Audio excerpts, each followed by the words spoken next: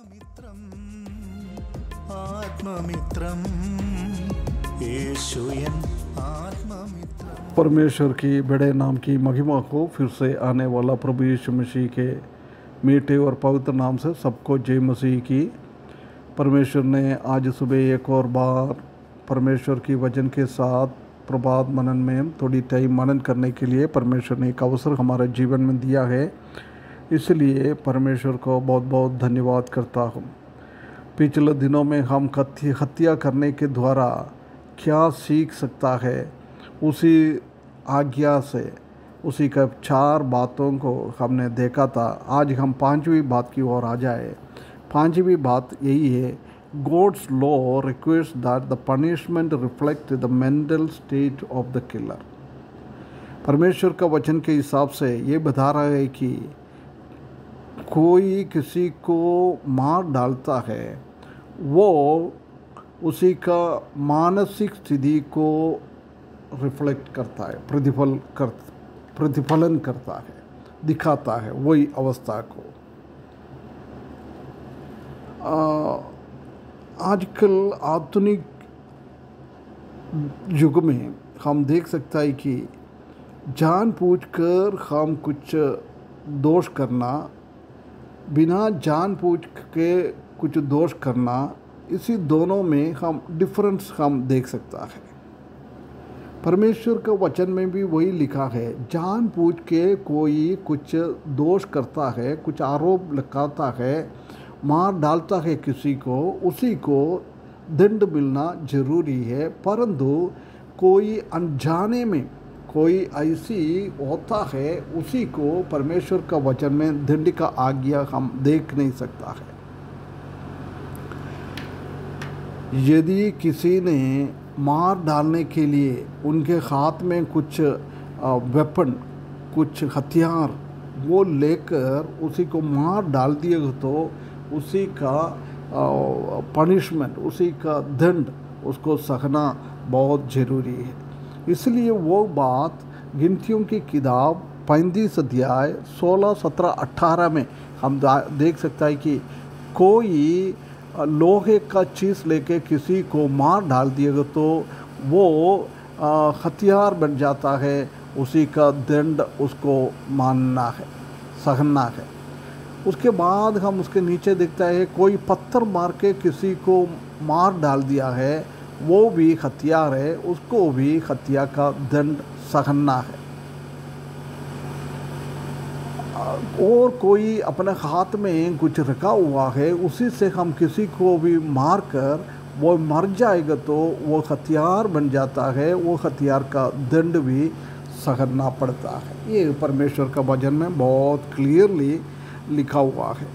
Assault with a deadly weapon resulting a death in capital crime. और हम देख सकते हैं कि असोल्ट विद ए हेट्रेड और while lying in wait resulting in death is also capital crime. हम घृणा के साथ हम किसी को मार डालता है, वो उसके लिए भी हमको दंड सहना बहुत ज़रूरी है। वही हम गिनती की किताब 35 अध्याय 20 और 21 पद में लिखा है, किसी के ऊपर किसी ने भी कुछ उसी को दोष लगाता है, उसी के विरुद्ध में कुछ सोचता है, उसी ने किसी को भी मार डाल दिएगा तो वो हथियार है। बहुत दुश्मनी में किसी को मार डाल दिएगा तो भी वो भी हथियार है, उसको भी परमेश्वर के वचन के हिसाब से दंड सहना बहुत ज़रूरी पड़ता है ना। हम जानबूझ के किसी चीज़ से मार दिया और जानबूझ के हम घृणा के साथ किसी को मार दिया है, उसी को हम सहना, दंड सहना बहुत ज़रूरी है। और हम देख सकते हैं कि a person who commits manslaughter, second degree murder shall not be put to death.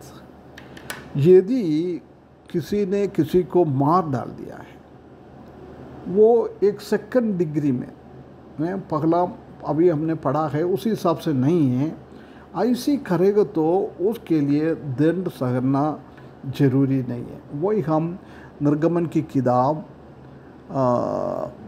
21 अध्याय 12 और 13 पद में हम देख सकता है, यदि कोई किसी को मार डाल दिया तो उसी को दंड सहना जरूरी है, परंतु बिना जानबूझ के उनका हृदय में उसके विरुद्ध में कुछ दोष है नहीं है, ऐसी कई गलती से किसी को मार डाल दिया है, ऐसी लोगों को बचाने के लिए मैं अलग से एक जगह तैयार करूँगा। ये परमेश्वर का वायदा है। किसी ने गलती से कही हुआ है तो उसको दंड सहने का जरूर नहीं है, वो संकेत नगर में जाकर उसको आराम कर सकता है, उसको दंड का आज्ञा नहीं है ना। वो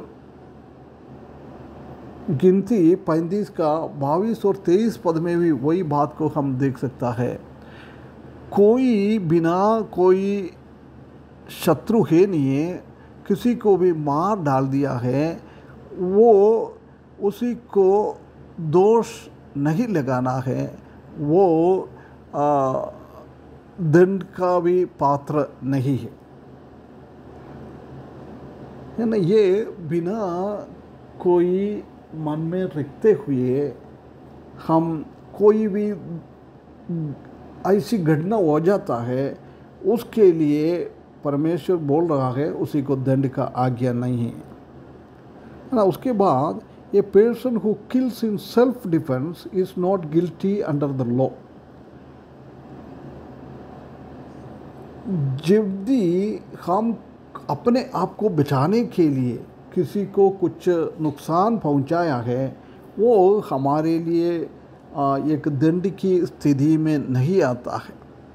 ये हम निर्गमन 22 का 2 में बहुत क्लियरली लिखा है। कोई अपना घर पे कोई चोर घुस जाता है, चोर को हमने पकड़ लिया है ना, पकड़ने के बाद उसको मारा है, यदि उसने वो मारने के द्वारा उसी का मृत्यु हो गया तो वो हमारे लिए दंड का आज्ञा का है नहीं है, क्योंकि हम हमारे लिए वो हमने करा है ना। वो परंतु प्रभु यीशु मसीह ने क्या सिखा रहा है, मत्ती सुसमाचार 5 अध्याय 39 पद में लिखा है, यदि कोई शत्रु तुम्हारा एक गाले पे मारेगा तो दूसरा गाला भी तुम दिखाना है।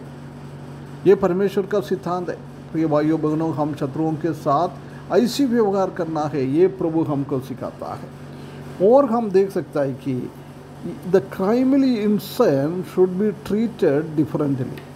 किसी को कुछ मानसिक बीमारी होता है, कुछ पागल जैसी हो जाता है, उनके द्वारा ऐसी कुछ घटना हो जाएगा तो उसको अलग से ट्रीट करना है, क्योंकि उनका अपना मन से नहीं किया है, उनका मानसिक अवस्था अच्छा नहीं है, इसलिए उनको अलग तरीके से दंड से बचाना है। ये बात को हम देख सकता है।